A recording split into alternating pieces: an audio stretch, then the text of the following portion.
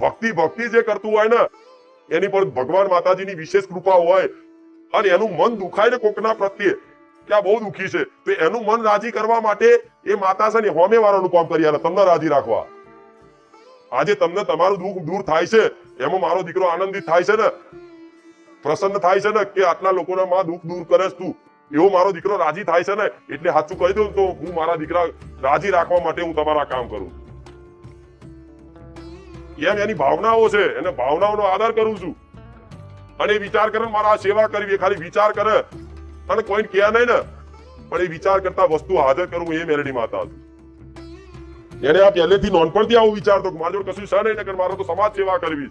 તો જો મારા ભગવાને સમય બનાવી અને તમારી માતાને આગળ કરીને જાઓ અને નોકરી ધંધો કરો ને કહેવાય કે માં આ ધંધો માં હું કરું છું, નોકરી હું કરું છું, પણ માં તું મને નિમિત્ત બનાવી આ મારો રોજગાર તું ચલાવજે. માં જે બી કદાચ પગાર લાવીશ, જે બી માં રોજગાર વેપાર થશે, જે બી માં વકરો થશે ને એમાંથી માં વધાર નહીં પણ 100 રૂપિયા તે તારા નામના કાઢીશ દર મહિને.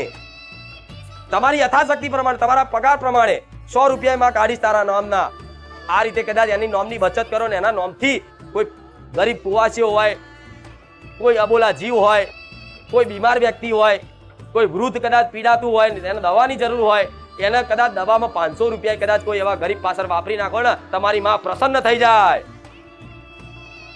જે હજારો કદાચ વર્ષો ઊંધી તપસ્યા કરો ને એનું ફળ એક જ દાડા મળી જાય છે, પણ એવો વિશ્વાસ રાખવો પડે, એવી સેવા ભાવના રાખવી પડે. અરે તમારી અંદર ભાવ ના હોય તો તમારી માતા હાથર કરો, એને રાજી રાખવા માટે કરો, થાય કે નહીં આવું? એટલે દરેકને કહીશ તમે જે પણ કમાતા હોય એમાંથી 15,000 પગાર હોય ને તો દર મહિને અમથાય તમે કોણ મસાલા બીડીને ખાઈ જાઓ છો, વાપરી નાખો છો, તો વધારે નહીં 500 રૂપિયા 100 રૂપિયા તમારી યથાશક્તિ પ્રમાણે તે 100 રૂપિયાનું કદાચ દાન તમારી કુળદેવીના નામથી કરશો ને એ ભગવાનના દરબારમાં લખાઈ જશે અને તમારી કુળદેવીમાં સત આવશે. માતા ઘેર ઘેર છે, માતા ઘેર ઘેર છે, દીવા દીવામાં છે, મઢ મઢમાં છે, મંદિર મંદિરમાં છે, પણ એ માતામાં સત હોવું જોઈએ. સત વગરની માતા બેકાર.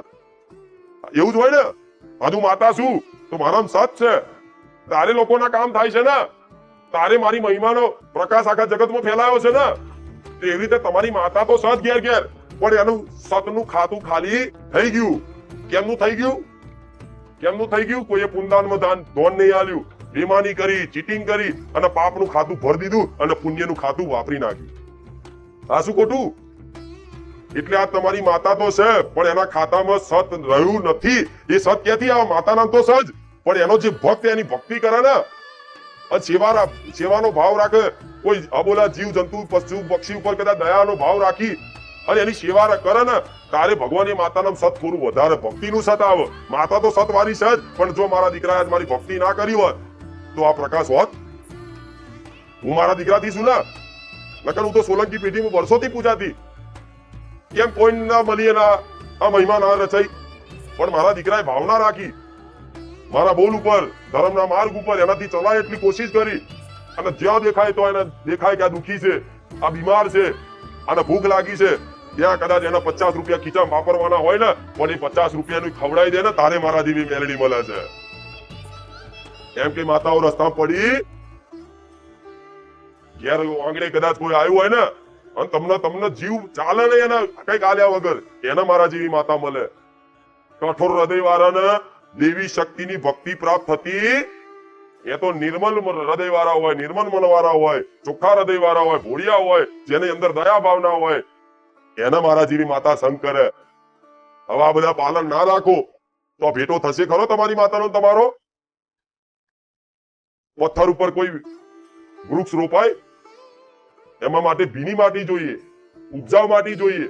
એવી રીતે જેનું હૃદય પથ્થર જેવું છે ને એના કોઈ છાપ પડે, પણ જેનું હૃદય કોમળ છે ને એના ભક્તિનો બીજ રોપાય છે અને એ ભક્તિના બીજથી કદાચ આગળ જતા કદાચ એટલો મોટો છોયડાનું વૃક્ષ બને ને મોટું કે તમે એકલા નહીં આખો સંસાર એના છોયડામાં આનંદિત થતો હોય. આ જોઈ લો મારા ધામમાં એક મારા દીકરાની ભક્તિથી જેટલા લોકોને મારા છોયડામાં બેહોશ, જેટલા લોકો મારી છત્ર છાયામાં બેહોશ.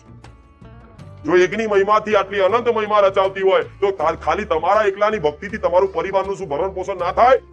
શું તમારા પરિવારનું ભલું ના થાય? અને થાય જ વડા. તમારા ઘરમાં કદાચ એક વ્યક્તિ તે કદાચ ઘરમાં 8 સભ્યો હોય કે 5 હોય, પણ તમારા ઘરમાં જો એક વ્યક્તિ બી એક મનુષ્ય તે કદાચ ભગવાનની કે માતાજીની ઉપાસના કરતો હશે ને ભક્તિ કરતો હશે ને, તો એ ભક્તિના આશીર્વાદથી જ આખા ઘરનું ભરણ પોષણ થતું હોય. તમને ખબર પડે. કોઈ પુણ્યશાળી આત્મા કદાચ ઘેર હોય ને, એના નસીબનું ખાતા હોય.